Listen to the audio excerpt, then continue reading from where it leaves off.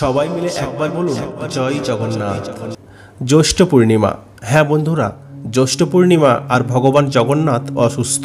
আপনারা কি জানেন প্রত্যেক বছর জ্যৈষ্ঠ পূর্ণিমায় ভগবান জগন্নাথ অসুস্থ হয়ে পড়েন? এরকমটা কিভাবে হয়, কেন হয়, এর পিছনে কি কাহিনী আছে? যখন ভগবান অসুস্থ হয়ে পড়েন তখন কিভাবে বা তার সেবা যত্ন করা হয়, সব কিছু জানতে পারবেন আজকের এই ভিডিওতে। হিন্দু ধর্মে পূর্ণিমা তিথির এক বিশেষ মাহাত্ম্য আছে, তবে জ্যৈষ্ঠ পূর্ণিমার কিছু বিশেষ মাহাত্ম্য আছে। জ্যৈষ্ঠ পূর্ণিমার দিন উড়িষ্যায় অবস্থিত জগন্নাথ পুরী মন্দিরে ভগবান জগন্নাথের স্নানযাত্রা পালন করা হয়। তখন ভগবান জগন্নাথ, বলরাম আর সুভদ্রা দেবীর কাঠের মূর্তিগুলো স্নান করানোর জন্য মন্দির থেকে বাইরে নিয়ে আসা হয়। এই স্নানযাত্রাকে পাহান্ডি বলা হয়। শ্রী বিগ্রহগুলি বাইরে নিয়ে এসে সুতির বস্ত্র পরানো হয় এবং ফুলের সিংহাসনে বিরাজিত করা হয়। পুষ্প আসনে বিরাজিত করার পর ভগবান জগন্নাথকে 108টি স্বর্ণপাত্র দ্বারা চন্দন মিশ্রিত কুয়োর ঠান্ডা জলে স্নান করানো হয়। শাস্ত্র অনুসারে ভগবান জগন্নাথ স্বয়ং মহারাজকে বটবৃক্ষের নিচে কুয়ো খনন করে সেই কুয়োর ঠান্ডা জলে নিজের স্নান করানোর আদেশ দিয়েছিলেন। এই স্নানের পর 15 দিন পর্যন্ত কাউকে ভগবান জগন্নাথের দর্শন করার অনুমতি দেওয়া হয় না। জ্যৈষ্ঠ মাসের প্রচণ্ড গরমে কুয়োর ঠান্ডা জলে স্নান করার ফলে ভগবান জগন্নাথের শরীরে জ্বর আসে আর উনি অসুস্থ হয়ে পড়েন। শাস্ত্র অনুসারে ভগবান জগন্নাথের অসুস্থ হয়ে পড়ার এই লীলাকে জ্বর লীলা বলা হয়। এই সময়কালে কেবল ওনার নিজস্ব সেবক, যাদের তরিতগণ বলা হয়, তারাই ওনার একান্ত নিবাসে প্রবেশ করতে পারেন। 15 দিনের এই অবধিকে আনবসর বলা হয়। এই সময়ে ভগবান জগন্নাথকে সুস্থ করে তোলার জন্য জড়িবুটি, খিচুড়ি এবং ফলের রসের ভোগ লাগানো হয়। আনবসরকাল অর্থাৎ এই 15 দিন শেষ হবার পর ভগবান জগন্নাথ পুরোপুরি সুস্থ হয়ে ওঠেন এবং নিজের ভক্তদের দর্শন দেওয়ার জন্য রথে চেপে বেরিয়ে আসেন, যাকে সুপ্রসিদ্ধ রথযাত্রা বলা হয়। কিন্তু এরকম কেন হয়? ভগবান জগন্নাথ প্রত্যেক বছর অসুস্থ কেন হয়ে পড়েন? নিশ্চয় এর পিছনে কোনো না কোনো ঘটনা অবশ্যই আছে।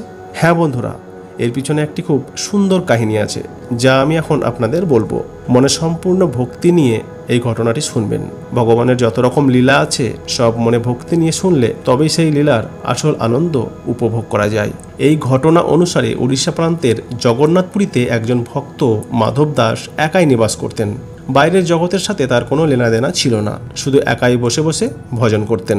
প্রতিদিন শ্রী জগন্নাথ প্রভুর দর্শন করতেন আর ওনাকেই নিজের বন্ধু মনে করতেন। উনি প্রভুর সাথে খেলা করতেন, প্রভু তার সাথে অনেক ধরনের লীলা করেছেন। প্রভু ওনাকে চুরি করাও শেখাতেন। আপনারা এর আগে যদি ভক্ত মাধব দাসের কথা শুনে থাকেন তাহলে নিশ্চয় শুনেছেন যে প্রভু মাধব দাসকে কাঁঠাল চুরি শেখাচ্ছেন। ভক্ত মাধব দাস নিজের ভক্তিতেই মেতে থাকতেন। একবার ভক্ত মাধব দাস অতিসার রোগে আক্রান্ত হয়ে পড়েন। উনি এতটাই দুর্বল হয়ে পড়েন যে উঠে দাঁড়াতেও পারছিলেন না, কিন্তু তবুও উনি যতদিন পারছিলেন নিজের কাজ নিজেই করতেন। উনি কারোর কাছে সেবা নিতেন না। কেউ যদি বলতো প্রভু আপনার একটু সেবা করি, তাহলে উনি বলতেন না, আমার তো শুধু একজনই বন্ধু, শ্রী জগন্নাথ, উনিই আমার রক্ষা করবেন। এই কারণে ওনার রোগ আরও বাড়তে থাকে।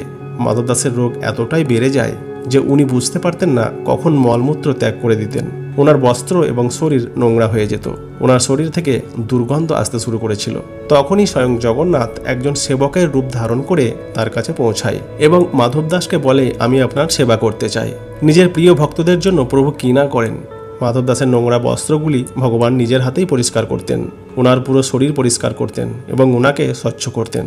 যখন ভক্ত মাধব দাস সুস্থ হয়ে ওঠেন তখন সঙ্গে সঙ্গে উনি চিনতে পারেন যে ইনি আর কেউ নন, আমার প্রভু শ্রী জগন্নাথ।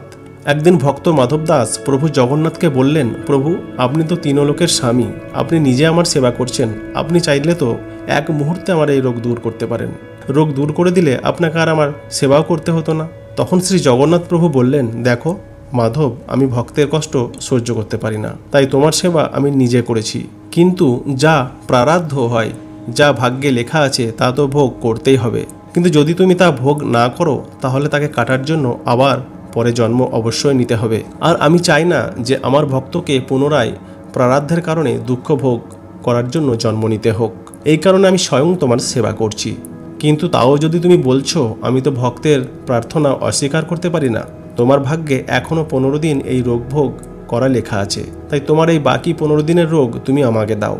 এই বলে 15 দিনের সেই রোগ ভক্ত মাধব দাসের কাছ থেকে প্রভু নিজে শরীরে নিয়ে নিলেন। এই কারণে আজও জগন্নাথ ভগবান অসুস্থ হয়ে পড়েন। এটা কোনো কাহিনী নয় বা গল্প নয়, এটা পূর্ণরূপে প্রমাণিত।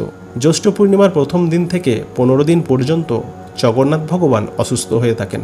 15 দিনের জন্য ওনার পট বন্ধ করে দেওয়া হয় এবং ওনার রান্নাঘরও বন্ধ করে দেওয়া হয়। 15 দিন পর্যন্ত ভগবান জগন্নাথকে বিভিন্ন ধরনের ফলের রসের ভোগ লাগানো হয়, যাতে উনি খুব তাড়াতাড়ি সুস্থ হয়ে ওঠেন। এই 15 দিন ভগবানকে 56 ভোগ নিবেদন করা হয় না, শুধুমাত্র বিভিন্ন ফলের রসের ভোগ লাগানো হয় এবং আয়ুর্বেদিক জড়িবুটির ভোগ লাগানো হয়। জগন্নাথ ধাম মন্দিরে তো ভগবানের শারীরিক পরীক্ষা করার জন্য ডাক্তারও ডাকা হয়।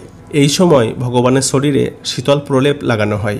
অসুস্থতার সময়ে ফলের রস এবং ছানার ভোগ লাগানো হয় এবং রাতে শয়নের পূর্বে মিষ্টি দুধ নিবেদন করা হয়। এই সময়ে ভগবানের পট পুরোপুরি বন্ধ করে দেওয়া হয় এবং ভগবানের আরতিও করা হয় না। মন্দিরের পূজারী শুধু এক কোণে একটি ধূপকাঠি জ্বালিয়ে রাখেন। এই সময়ে ভগবান জগন্নাথকে সিংহাসনেও বসানো হয় না, ওনাকে খাটেই শুইয়ে রাখা হয়। ওনাকে রাজশ্রী বস্ত্র থেকে মুক্ত করা হয় এবং খুব পাতলা বস্ত্র পরানো হয়। ভগবানের ভরপুর সেবা করা হয়। অমাবস্যার দিন ভগবান মিষ্টি দুধ পান করে সুস্থ হয়ে ওঠেন। তারপর প্রত্যেক বছর আষাঢ় মাসের দ্বিতীয় তিথিতে ভগবান নিজের ভক্তদেরকে দর্শন দেওয়ার জন্য রথে বিরাজিত হন এবং ভব্য রথযাত্রা বের করা হয়, যা 10 দিন পর্যন্ত চলে। ভগবানের এই লীলা কথা শুনে আপনাদের কেমন লাগলো অবশ্যই জানাবেন এবং তার সাথে সাথে কমেন্ট বক্সে জয় জগন্নাথ স্বামী লিখতে ভুলবেন না। জয় জগন্নাথ।